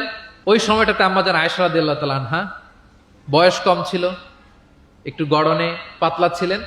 উনি দৌড়ে ফাস্ট হয়ে গেলেন, আগে চলে গেলেন। প্রিয় নবীজি পেছনে পড়ে রইলেন। ঠিক একই ঘটনার অবতারণা ঘটলো আরো কয়েক বছর পরে, আরেক সফরে। আবারও প্রিয় নবীজি সবাইকে বললেন, তাকাদ্দামু, মানে পুরো কাফেলা সামনে যাও। কাফেলা আবার সামনে চলে গেল। মাঝ রাতে প্রিয় নবীজি আবার আম্মা জান আয়েশাকে বললেন যে আয়েশা, চলো আজকেও আমরা একটু দৌড় প্রতিযোগিতা করি। কিন্তু কয়েক বছরের ব্যবধানে আম্মা জান আয়েশা রাদিয়াল্লাহু তাআলা আনহা তখন একটু হেলদি হয়ে গেছেন, আগের মতো আর জোরসে দৌড়াতে পারছেন না। ওই দিন প্রিয় নবীজি আম্মা জান আয়েশাকে পেছনে ফেলে তিনি সামনে চলে গেলেন। আম্মা জান আয়েশা রাদিয়াল্লাহু তাআলা আনহা পেছনে পড়ে রইলেন। তো প্রিয় নবীজি আয়েশা রাদিয়াল্লাহু তাআলা আনহাকে বলেন, ইয়া আয়েশা হাদিহি বিতিলকা সাবকা, ওই যে বছর কয়েক আগে তুমি আমাকে হারায় দিছিলে, আজকে তোমাকে হারায় দিলাম। 3-4 বছর আগে তুমি হয়ে গেছিলা চ্যাম্পিয়ন, আমাকে হারাই দিছো, আজকে ওটার শোধবাদ করে নিলাম, সমান সমান হয়ে গেল। আল্লাহু আকবার! কি সুমধুর, কি অমায়িক, কি জান্নাতি সম্পর্ক ছিল। তাই বলে স্বামী স্ত্রীর মাঝে যে কোনো খুনসুটি, মিষ্টি ঝগড়া মনোমালিন্য চলতো না এমনটা না, চলতো, সবার জীবনেই থাকে, এটা প্রিয় নবীজির জীবনেও ছিল। তো তখন আল্লাহ রাসূল সাল্লাল্লাহু আলাইহি ওয়াসাল্লাম বলতেন, আয়েশা ইন্নী লা আ'লাম ইযা কুনতি আন্নী রাদিয়া ও ইযা কুনতি আলাইয়া গাদবা। আয়েশা, আমি কিন্তু টের পাই কখন তুমি আমার প্রতি খুশি আর কখন তুমি আমার উপর রেগে আছো, আমি কিন্তু বুঝে ফেলি। তা আম্মাজান বলেন যে আপনি কি করে বোঝেন? তা রাসূল সাল্লাল্লাহু আলাইহি ওয়াসাল্লাম বললেন, যখন তুমি আমার উপর রেগে থাকো তখন দোয়া করার সময় তুমি বলো রব্বি ইব্রাহিম, মানে হে ইব্রাহিমের রব আপনি আমাদেরকে ক্ষমা করেন, হে মুসার রব আপনি আমাদেরকে ক্ষমা করেন। আর যখন তুমি আমার উপর খুশি থাকো তখন দোয়ার সময় তুমি বলো রব্বি মোহাম্মদ, হে মোহাম্মদের রব আপনি আমাদেরকে ক্ষমা করেন, হে মোহাম্মদের রব আপনি আমাদের উপর দয়া করেন। মানে তুমি যখন রেগে থাকো তুমি ইচ্ছে করে আমার নামটা মুখে নিতে চাও না, আমি কিন্তু বুঝে ফেলি। আম্মা জান আয়েশা বলেন, ইয়া রাসূলুল্লাহ মা আহজুরু ইল্লা ইসমাক, আমি তো শুধু আপনার নামটাই বাদ দেই, মুখ থেকেই বাদ দেই, কিন্তু আমার হৃদয় থেকে তো কখনোই আপনাকে সরাতে পারি না, হৃদয়ে সবসময় আপনি থাকেন ইয়া রাসূলুল্লাহ। তাহলে প্রিয় বন্ধুরা, স্ত্রীদের সাথে, ওনার তো অনেকগুলো স্ত্রী ছিল, এই স্ত্রীদের সাথে ওনার কেমন আচরণ ছিল আমরা বুঝতে পারলাম। এবার আমরা একটু দেখি যে প্রতিবেশীদের সাথে প্রিয় নবীজির আচরণ কেমন ছিল। আল্লাহ রাসূল সাল্লাল্লাহু আলাইহি ওয়াসাল্লাম সবসময় প্রতিবেশীদের সাথে অত্যন্ত ভালো আচরণ করতেন। তিনি বলতেন, মান কানা ইউমিনু বিল্লাহি ওয়াল ইয়াউমিল আখির ফালইউকরিম জারাহ, যে আল্লাহ বিশ্বাস করে এবং আখিরাতে বিশ্বাস করে সে যেন প্রতিবেশীর সাথে ভালো আচরণ করে, প্রতিবেশীকে যেন সম্মান করে। এবং আবু যার গিফারি রাদিয়াল্লাহু তাআলা আনহুকে তিনি বলতেন যে, আবু যার তুমি যদি মারাক রান্না করো, মানে ঝোল, আমরা নেহারি খাই না গরুর পায়া দিয়ে, গরুর পায়া দিয়ে যে ঝোল রান্না করে এটাকে কি বলেন আপনারা? নেহারি। তো তিনি বললেন যে আবু যার যখন নেহারি রান্না করবে, ঝোল জাতীয় কিছু রান্না করবে, পানি একটু বেশি দিও যাতে তোমার প্রতিবেশীর সাথে তুমি শেয়ার করতে পারো। প্রতিবেশীর ব্যাপারে কতটা কনসার্ন ছিলেন তিনি। এবং তিনি বলতেন, লাইসাল মুমিন আল্লাযী ইয়াশবা ওয়া জারুহু জাইউন ইলা যামবি, সে ব্যক্তি মুমিন নয় যে নিজে পেট পুরে খায় কিন্তু তার প্রতিবেশীরা অভুক্ত থাকে, না খেয়ে থাকে, সে ব্যক্তি কখনো প্রকৃত মুমিন হতে পারে না। এবং মজার ব্যাপার হচ্ছে, ভালো আচরণের জন্য, সদাচরণের জন্য প্রতিবেশী মুসলিম হওয়া আবশ্যক নয়। আই রিপিট, আমি আবারও বলছি, ব্যাপারটা এমন না যে আমার মুসলিম প্রতিবেশী ভালো আচরণ করব, আমার হয়তো বৌদ্ধ প্রতিবেশী বা হিন্দু প্রতিবেশী, এজন্য ওদের সাথে আমি ভালো আচরণ করব না। ব্যাপারটা কি এমন না? নেইবরের ক্ষেত্রে মুসলিম হোক অমুসলিম হোক, প্রতিবেশী হলেই তার সাথে আমাদের ভালো আচরণ করতে হবে। বিশ্বনবীর এক ইহুদি প্রতিবেশী ছিল, ইহুদি। তো সেই প্রতিবেশীর ছোট্ট একটা ইহুদি সন্তান ছিল, প্রায় বিশ্বনবীর কাছে এসে প্রিয় নবীজির টুকিটাকি কাজ করে দিতেন। তো হঠাৎ অনেক দিন হয়ে গেল ইহুদি ছেলেটা আসে না, তার কোনো দেখা নেই। প্রিয় নবীজি ভাবলেন হয়তো কোনো সমস্যা হয়েছে, তাকে দেখে আসে। তার বাড়িতে যেয়ে দেখলেন যে ছেলে বড্ড অসুস্থ, প্রচন্ড অসুস্থ হয়ে কাতরাচ্ছে, বিছানায় শুয়ে আছে। রাসূল সাল্লাল্লাহু আলাইহি ওয়াসাল্লাম তার পাশে বসলেন, তার মাথায় হাত বুলিয়ে দিলেন এবং ইহুদি ছেলেটার দিকে তাকিয়ে বললেন, আসলিম, অর্থাৎ তুমি ইসলাম ধর্ম গ্রহণ করো। দেখেন প্রিয় নবীজির স্ট্র্যাটেজি, দেখেন এই ছেলের সাথে অনেক দেখা হয়েছে, প্রিয় নবীজির বাসায় এসেছে, কাজ করে দিয়েছে, কিন্তু এই ইহুদির বাচ্চাটাকে কখনো দিনের দাওয়াত তিনি দেন নাই। কেন? কারণ তিনি একটা ভালো সময়ের অপেক্ষা করতেছিলেন। তিনি দেখলেন যে this is the right time to give দাওয়া, এখনই সুন্দর সময়, কারণ সে অসুস্থ অবস্থা, একের মুমূর্ষ কাতর, এখন দাওয়াত দিলে এটা কাজে লাগবে। তিনি বললেন, আসলিম, ইসলাম ধর্ম গ্রহণ করো। তো পাশেই তার ইহুদি বাবা দাঁড়িয়েছিল। ফানাযারা ইলা ওয়াজহি আবি, এটা বলার সাথে সাথে ইহুদি ছেলেটা বাবার দিকে তাকালো যে দেখি বাবা কি বলে। তার বাবা, ইহুদি বাবা বলতে আরম্ভ করলো, আতি আবুল কাসেম, মানে আবুল কাসেম যা বলে তুমি তাই শোনো। প্রিয় নবীজির প্রথম সন্তান হচ্ছে কাসিম। আমাদের দেশে হয় না যে বড় মেয়ের নাম ধরেন যে সুমাইয়া, তো বলে যায় সুমাইয়ার বাবা, সুমাইয়ার বাবা বলে না? বা ধরেন যে ছেলের নাম, বড় ছেলে আব্দুল্লাহ, বলে যায় আব্দুল্লাহর বাবা কোথায়? তো আরবেও এই প্রচলনটা ছিল। রাসূল সাল্লাল্লাহু আলাইহি ওয়াসাল্লামের প্রথম সন্তানের নাম ছিল কাসিম, তো ফলে ওনাকে ডাকা হতো কাসিমের বাবা তখন পর্যন্ত, আবুল কাসিম, আবুল কাসিম। ইহুদি বলে, ছেলেটাকে বলে আতি আবুল কাসেম, মানে আবুল কাসেম যা বলে তাই শোনো। এবার রাসূল সাল্লাল্লাহু আলাইহি ওয়াসাল্লাম দেখলেন যে এখনই তো সুযোগ, তিনি পড়তে আরম্ভ করলেন যে তুমি আমার সাথে সাথে পড়ো। এবার ছেলেটা পড়তে আরম্ভ করলো, আশহাদু আল্লাহ ইলাহা ইল্লাল্লাহ ওয়া আশহাদু আন্না মুহাম্মাদান আবদুহু ওয়া রাসূলুহু। রাসূল সাল্লাল্লাহু আলাইহি ওয়াসাল্লাম বের হয়ে আসলেন আর পড়তে আরম্ভ করলেন, আলহামদুলিল্লাহিল্লাযী আনকাযাহু মিনান নার, প্রশংসা সে আল্লাহর যে আল্লাহ তাআলা যে কিছুক্ষণ আগে জাহান্নামের পথযাত্রী ছিল তাকে এই শাহাদাতের মাধ্যমে মুহূর্তেই জান্নাতি বানিয়ে দিলেন। মুহূর্তেই এই ইহুদি ছেলেটাকে জান্নাতে বানিয়ে দিল কে? দেখেন প্রতিবেশীর সাথে প্রিয় নবীজির কেমন আচরণ, সবসময় প্রতিবেশীর খোঁজ রাখতেন। আমরা আমাদের আশেপাশে যারা আছে একটু যেন খোঁজ রাখি। এখন তো এই যে অ্যাপার্টমেন্ট কালচারে কে প্রতিবেশী, কার দরজা খোলা, কে কোন দিকে থাকে আমরা জানিই না। কিন্তু সুযোগ হলে আমার আশেপাশে যারা আছে আমরা যেন একটু খোঁজ রাখি, সুস্থ আছে কিনা, তাদের কোনো ধরনের সমস্যা হচ্ছে কিনা, কোনোভাবে আমি তাদের কাজে লাগতে পারি কিনা, ফিনান্সিয়ালি সাপোর্ট অথবা পরামর্শ দিয়ে হলেও আমরা যেন তাদেরকে সাপোর্ট করি। তাহলে প্রতিবেশীর সাথে প্রিয় নবীজির বিহেভিয়ার কেমন ছিল আমরা জেনে গেলাম। এবার আমরা জানবো যুদ্ধবন্দীদের সাথে প্রিয় নবীজির কেমন আচরণ ছিল। POW, prisoner of war. আমরা তো আবু গারিব কারাবারের কথা শুনেছি, আবু গারিব শুনেছি না? গুয়ান্তানামো বে, আয়নাঘর, এটা তো সবাই শুনেছি। আয়নাঘরের নাম শোনেন নাই? কি ধরনের নির্যাতন হয়েছে সেখানে, যারা বেরিয়ে আসছে তাদের কথা যখন আমরা শুনেছি আমাদের গা শিউরে উঠেছে। যুগে যুগে যুদ্ধবন্দীদের সাথে মানুষ কেমন আচরণ করত। আয়নাঘরেরা তো আর যুদ্ধবন্দী না, তো এদেশের স্বাধীন নাগরিকদের উপর জুলুম করা হয়েছে, অপারেশন চালানো হয়েছে। তো যুদ্ধবন্দীদের সাথে প্রিয় নবীজির আচরণ কেমন ছিল আমরা যদি একটু দেখি, কম্পেয়ার টু এই আবু গারিব, গুয়ান্তানামো বে, এই সমস্ত আয়নাঘরের যে ইনসিডেন্ট আমাদের সামনে আছে, এটাকে একটু সামনে রেখে যদি দেখি যে যুদ্ধে যদি কেউ বন্দী হতো প্রিয় নবীজির হাতে, উনি কি আচরণ করতেন। আমরা যদি বদরের যুদ্ধ শেষে যারা বন্দী হয়েছে তাদের ঘটনা দেখি, দেখবো যে প্রিয় নবীজি সাহাবীদের মাঝে তাদেরকে ভাগ করে দিয়েছেন এবং সব সাহাবীদেরকে এই যুদ্ধবন্দীদের সাথে ভালো আচরণের নির্দেশ দিয়েছেন। সাহাবারাও এই নির্দেশনা অক্ষরে অক্ষরে পালন করেছে। তারা তুলনামূলক কম দামি খাবারটা খেয়ে যুদ্ধবন্দীদেরকে দামি খাবারটা খাইয়েছে। সুবহানাল্লাহ। একটা ছোট্ট ঘটনা শেয়ার করলে বুঝতে পারবেন যে প্রিয় নবীজি যুদ্ধবন্দীদের সাথে কেমন আচরণ করতেন। সুমামা ইবনে উসাল রাদিয়াল্লাহু তাআলা আনহু, উনি ইয়ামামার অধিবাসী ছিলেন। আল্লাহ রাসূল সাল্লাল্লাহু আলাইহি সাল্লামকে অ্যাসাসিনেট করার জন্য, মানে গোপনে হত্যার জন্য তিনি মদিনায় এসে সাহাবীদের হাতে ধরা পড়েন। সাহাবীরা ওনাকে মসজিদে নববীর পিলারের সাথে রশি দিয়ে বেঁধে রাখে এবং প্রিয় নবীজির কাছে তথ্যটি পৌঁছান যে ইয়া রাসূলুল্লাহ আপনাকে হত্যা করতে এসেছিল, আমরা তাকে ধরেছি, মসজিদে নববীর পিলারে বেঁধেছি। রাসূল সাল্লাল্লাহু আলাইহি ওয়াসাল্লাম তার কাছে গেলেন, তার খোঁজ খবর নিলেন, ইসলামের বিভিন্ন সুন্দর সুন্দর কথা, দ্য বিউটি অফ ইসলাম তার সামনে তুলে ধরলেন এবং সাহাবাদেরকে বললেন যে তাকে ভালো ভালো খাবার দাও। বাড়িতে এসে বললেন রুটি বানাও, জব দিয়ে রুটি বানিয়ে সুমামার জন্য পাঠাও। সুমামা প্রথমে রুটি খেলো। এরপরের দিন এক সাহাবীকে বললেন যে তুমি ওটের দুধ দহন করে গরম গরম দুধ তার জন্য নিয়ে যাও। এরপরের দিন সে দুধ খেলো। এভাবে প্রিয় নবীজি প্রতিদিন তার সাথে দেখা করেন এবং ইসলামের সুন্দর সুন্দর কথাগুলো তাকে শোনান। সুমামা তো অবাক যে তোমরা যুদ্ধবন্দীদের সাথে এমন আচরণ করো। সুমামা রীতিমতো অবাক যে জামাই আদর চলতেছে টানা 3 দিন। আর রাসূল সাল্লাল্লাহু আলাইহি ওয়াসাল্লামের কাছে যখন ইসলামের বিভিন্ন বিষয়গুলো সে শুনতে শুনতে অবাক হয়ে ইসলামের প্রতি তিনি আকৃষ্ট হতে লাগলেন। টানা 3 দিন তাকে যখন প্রিয় নবীজি দাওয়াত দিলেন, আপ্যায়ন করলেন, 3 দিন পরে প্রিয় নবীজি সাহাবীদেরকে বললেন যাও এবার মসজিদে নববীর ওখানে যে সুমামার দেহ থেকে রশিটা খুলে দাও। সাহাবারা বললেন ইয়া রাসূলুল্লাহ সে ভয়ঙ্কর খুনি, সে অত্যন্ত ভয়ঙ্কর, আপনি তাকে চিনেন না। প্রিয় নবীজি বললেন আমি যা বললাম তাই করো, যাও তার রশিটা খুলে দাও। সাহাবারা যে এবার সুমামার রশিটা খুলে দিল। সুমামা তখন মসজিদ থেকে বের হয়ে মসজিদে নববীর পাশে একটা কুয়া ছিল, ওই কুয়ার ওখানে যে গোসল করলেন, গোসল করে অজু করে আসলেন।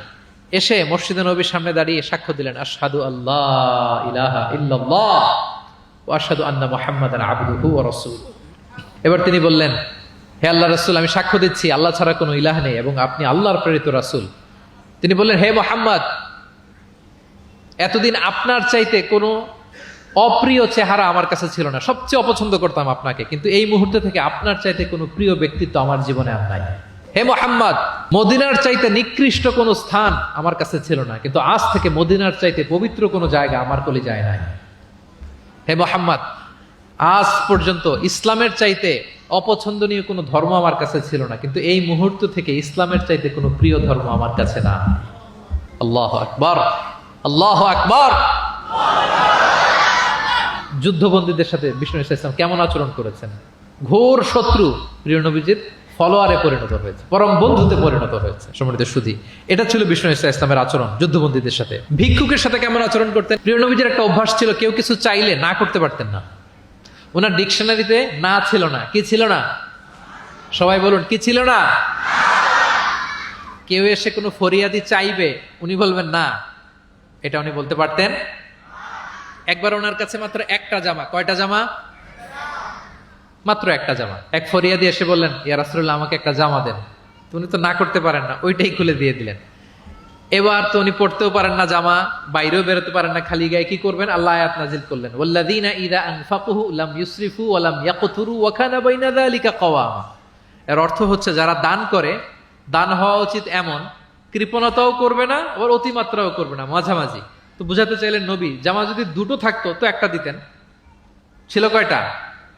এটাই যে দিয়ে দিয়েছেন, এখন আপনি গায়ে রাখবেন কোনটা? আল্লাহু আকবার।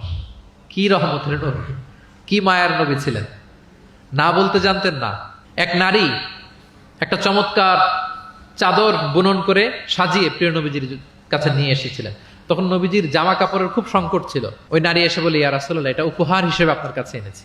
প্রিয় নবীজি খুব খুশি হয়ে এটা গায়ে জড়ালেন, কারণ তখন জামা ছিল না খুব একটা।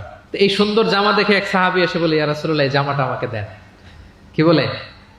অন্য সাহাবারা রেগে গেলেন, এটা তুমি কাজটা ভালো করলে না, তুমি জানো যে নবীজির কাছে এখন জামা নেই, এটাই তুমি চাইলা। তখন প্রিয় নবীজি তো না করতে পারে না, ওই জামাটাই গা থেকে খুলে দিয়ে দিলেন। তো ওই সাহাবী বলে, তোমরা কি জানো আমি কেন চেয়েছি? কারণ এই জামাটা নবীজির গায়ে লেগেছে, আমি চাই এই জামা দিয়ে আমার কাফন দেয়া হবে। এবং ঠিকই ওই সাহাবীকে এই জামা দিয়ে কাফন দেয়া হয়েছিল। ভিক্ষুকের সাথে কেমন আচরণ! একবার তিনি চাদর পরিহিত অবস্থায় রাস্তা দিয়ে হাঁটছিলেন, এক ভিক্ষুক এসে ওনার গায়ের চাদর ধরে এমন জোরে টান মারলেন, গলিদুল হাসিয়া, ওই চাদরের এই পাশে ডিজাইন করা ছিল, প্রিয় নবীজির ঘাড়ের এদিকে চামড়ায় দাগ পড়ে গেল। তিনি ব্যথা পেলেন এবং বললেন, ইয়া মুহাম্মদ মুরলি মিন মালিল্লাহ, দাও, কোষাগারে কি আছে ওখান থেকে আমারে কিছু দাও। মানে এটিকেট জানে না, আদব নাই তার মধ্যে। আসছে ভিক্ষা করতে, আসছে কি করতে?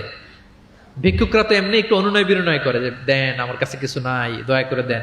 তো সেটা না করে, অনুনয় না করে, সে আরো রাফ অ্যাটিটিউড করে এমন জোরে নবীজির চাদর ধরে টান দিলেন, ঘাড়ের এখানে চামড়ায় দাগ পড়ে গেল এবং বললেন যে, হে মোহাম্মদ, দাও, কিছু দাও।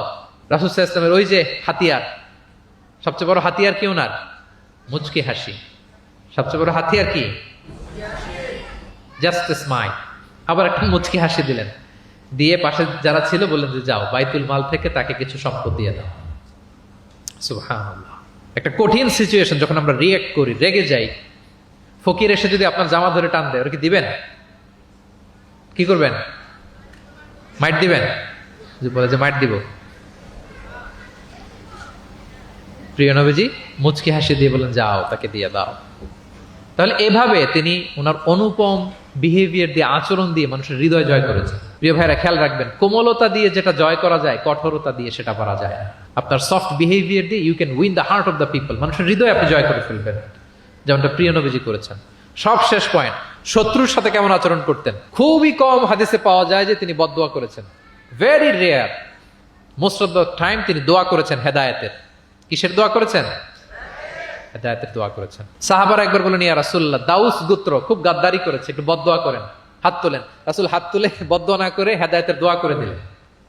বললেন যে, আল্লাহুম্মা হদি দাউসান ওয়াতি বিহিম, আল্লাহ দাউসকে আপনি হেদায়েত দেন আর মুসলিম বানিয়ে আমার কাছে নিয়ে আসেন। ঠিকই প্রিয় নবীজির দোয়ার বরকতে দাউসের 80টা ফ্যামিলি মুমিন হয়ে কিছুদিন পরে প্রিয় নবীজির কাছে চলে এসেছে। আল্লাহু আকবার। সাকিব গোত্র হুনাইনের যুদ্ধে তীর মেরে মুসলমানদেরকে একেবারে শেষ করে দিচ্ছিল। সাকিফ, বনু সাকিফ। সাহাবারা আবার বলেন, ইয়া রাসূলুল্লাহ, হাত তোলেন, একটু বদদোয়া করেন, আল্লাহ যেন ওদেরকে ধ্বংস করে দেয়, আল্লাহ যেন ধ্বংস করে দেয়। রাসূল সাল্লাল্লাহু আলাইহি ওয়াসাল্লাম আবার দোয়া করলেন যে, বাল আরজু আইয়ুখরিজাল্লাহু মিন আসলাবিহিম মান ইয়াবুদুল্লাহ ওয়াহদাহু ওয়া লা ইউশরিকু বিহি শাইআ। আমি তাদের হেদায়েতের জন্য দোয়া করি। আপনারা জানেন যে তায়েফের ময়দানে প্রিয় নবীজিকে পাথর মারা হয়েছে, জানেন? পাথর মারতে মারতে রক্তাক্ত করা হয়েছিল প্রিয় নবীজিকে, মাথা থেকে পা পর্যন্ত ব্লিডিং।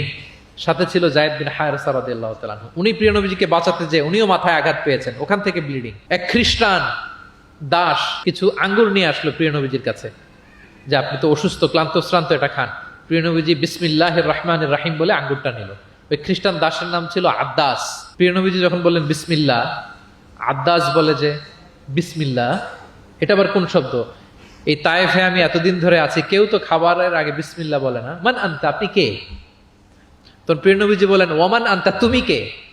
তো আদ্দাস বলে, আমি ক্রিশ্চিয়ান স্লেভ, আমি একজন খ্রিস্টান দাস। তো রাসূল সাল্লাল্লাহু আলাইহি ওয়াসাল্লাম বললেন, তোমার বাড়ি কই? বলে যে মিন আহলি নিনাবি, আমার বাড়ি ইরাক। তো রাসূল সাল্লাল্লাহু আলাইহি ওয়াসাল্লাম বললেন, যেখানে ইউনুস নবীর বাড়ি। এবার খ্রিস্টান আরো অবাক যে আপনি ইউনুস নবীকেও চিনেন? রাসূল সাল্লাল্লাহু আলাইহি ওয়াসাল্লাম বললেন, আরে চিনবো না মানে, ইউনুস তো আমার ভাই, সেও নবী আর আমিও নবী। ইউনুস যে নবী ছিল আলাইহিস সালাম, এই নবুয়তির ধারাবাহিকতার এই চেইনটাকে পূর্ণতা দিতে আল্লাহ তাআলা আমাকে পাঠিয়েছেন, খাতামুন নবিয়্যিন। Seal of the all prophets. Addas অবাক হয়ে গেল। আদ্দাস রাদিয়াল্লাহু তাআলা আনহু ঠিক ওই জায়গায় এই খ্রিস্টান বালক রাসূল সাল্লাল্লাহু আলাইহি ওয়াসাল্লামের কাছে শাহাদা পড়ে মুসলমান হয়ে গেল। পাহাড়রক্ষী ফেরেশতারা এসে বললেন, ইয়া রাসূলুল্লাহ, আপনি বলেন তায়েফের দুই দিকের পাহাড় চাপা দিয়ে এমন এক কলাপস করে দিব, পুরো তায়েফবাসী মেসাকার হয়ে যাবে। রাসূল সাল্লাল্লাহু আলাইহি ওয়াসাল্লাম বললেন, না, তারা হয়তো ঈমান আনেনি, কিন্তু তাদের পরের জেনারেশন, তার পরের জেনারেশন, তাদের মধ্যে থেকে কেউ না কেউ থাকবে যারা পড়বে লা ইলাহা ইল্লাল্লাহ মুহাম্মাদুর রাসূলুল্লাহ। তাই হয়েছে। আমি গত সপ্তাহে উমরায় ছিলাম, একদিনের জন্য তায়েফ গিয়েছিলাম। মসজিদের অভাব নাই, ইসলামিক ইনস্টিটিউশনের অভাব নাই। প্রিয় নবীজির সেই দোয়া সত্যিই বাস্তবায়িত হয়েছে। তায়েফবাসী তখন ঈমান আনে নাই, কিন্তু এখন লক্ষ লক্ষ মুসলিম কালেমার পতাকাবাহী বীর সেনানী তায়েফের জমিনে আছে না নাই? আছে। শত্রুদের সাথে তিনি এমন আচরণ করেছেন। উহুদের ময়দানে রক্তাক্ত হয়েছেন, দাঁত ভেঙেছে, হেলমেট ভেঙে দন্দন মোবারক শহীদ হয়েছে বিশ্বনবীর। কিন্তু হেদায়েতের দোয়া করেছেন। তিনি বলেছেন, আল্লাহুম্মা হদি কওমি ফাইন্নাহুম লা ইয়ালামুন। আল্লাহ, আমার কওমকে আপনি মাফ করেন, ওরা চিনে নাই, বুঝে নাই। শুধু যে ক্ষমাই চাইছে আল্লাহর কাছে তা না, ওদের হয়ে এক্সকিউজ করতেছে। শুধু এতটুকু করলে হয়তো যে আল্লাহ ক্ষমা করে দেন, শুধু এতটুকুই না, আবার বলতেছে আল্লাহ ওরা বুঝে নাই। ছোট মানুষ ভুল করলে আমরা কি বলি? যে কেন ভুলটা করছে, কারণ বুঝে, ওর হয়ে আমরা ওকালতি করি। তো প্রিয় নবীজি বলতেছেন, আল্লাহ তাদেরকে হেদায়েত দেন আমার কওমকে, কারণ ফাইন্নাহুম লা ইয়ালামুন, আমি যে নবী তারা চিনে নাই, তারা আমাকে চিনে নাই, তারা বুঝতে পারে নাই। এভাবে আল্লাহ রাসূল সাল্লাল্লাহু আলাইহি ওয়াসাল্লাম শত্রুদের সাথে যুদ্ধের ময়দানে আচরণ করেছেন। যুদ্ধের ময়দানে প্রিয় নবীজির কঠোর নির্দেশনা ছিল, খবরদার কোনো নারীর গায়ে হাত তুলবে না, কোনো শিশুর গায়ে হাত তুলবে না, কোনো বিধর্মী পাদ্রীর গায়ে হাত তুলবে না। যুদ্ধ থেকে বিরত আছে, নিউট্রাল, এমন কোনো মানুষের গায়ে হাত তুলবে না। আত্মসমর্পণ করে তোমাদের কাছে সিকিউরিটি চাচ্ছে, আত্মসমর্পণ করেছে, নিরাপত্তা চাচ্ছে, তাদের গায়ে হাত তুলবে না। ওই এলাকার গবাদি পশুর গায়ে হাত তুলবে না, কৃষিজ পণ্যকে ডিস্ট্রয় করবে না। যুদ্ধের ময়দানে এই নির্দেশনাগুলো বিষ্ণু ইসলাম দিয়েছেন, এবং এগুলোর কারণেই শত্রুরাও বিষ্ণু ইসলামের বন্ধুতে পরিণত হয়েছেন। আমরা জানি যে এলাকায় থাকতে দেয় নাই, তায়েফে গিয়েছে, থাকতে দেয় নাই, আত্মীয় স্বজন সহ mental torture, physical torture and what not কি করে নাই কোরাইশরা। সেই কোরাইশদের কাছে যখন অষ্টম হিজরিতে বিজয়ীর বেশে তিনি গেলেন, থার থার করে কাঁপতেছিল কোরাইশরা যে হায় রে, আজকে তো গত এই কয়েক যুগের প্রতিশোধ মোহাম্মদ নিবে, রক্তের বন্যা বইয়ে দিবে আজকে মক্কায়। কিন্তু সবার দিকে তাকিয়ে বিশ্বনবী কি বললেন? লা তাসরিবা আলাইকুমুল ইয়াউম ইযহাবু ফাআনতুমুত তালাকা, যাও, আজকে ক্ষমা করে দিলাম। ভাই ভাইয়ের সাথে যে আচরণ করবে, আজকে আমি তোমাদের সাথে ওই আচরণ করব। সুবহানাল্লাহ। This was the character and behaviour of the last messenger Muhammad সাল্লাল্লাহু আলাইহি ওয়াসাল্লাম।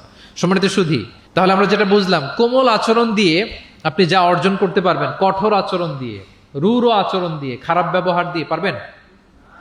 সবাই বলেন তো পারবেন? ব্যক্তি তার সুন্দর আচরণ দিয়ে খুব সহজেই অন্যের মাঝে প্রভাব বিস্তার করতে পারে।